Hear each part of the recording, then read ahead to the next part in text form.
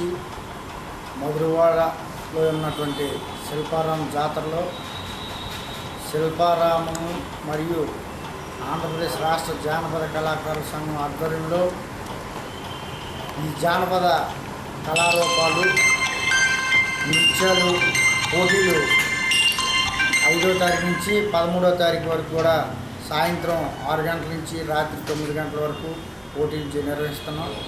మరి సంయుక్త ఆధ్వర్యంలో ఇదే మన ఆంధ్రప్రదేశ్ రాష్ట్రం విడిపోయిన తర్వాత ఈ జానపద కళాకారులను గుర్తించి అన్ని రాష్ట్రంలో ఉన్న శిల్పారామాలన్నింటిలో కూడా ఇలాంటి శిక్షణా తరగతులు పోటీలు కూడా నిర్వహించడానికి సంయుక్తంగా ఏర్పాటు చేస్తాం.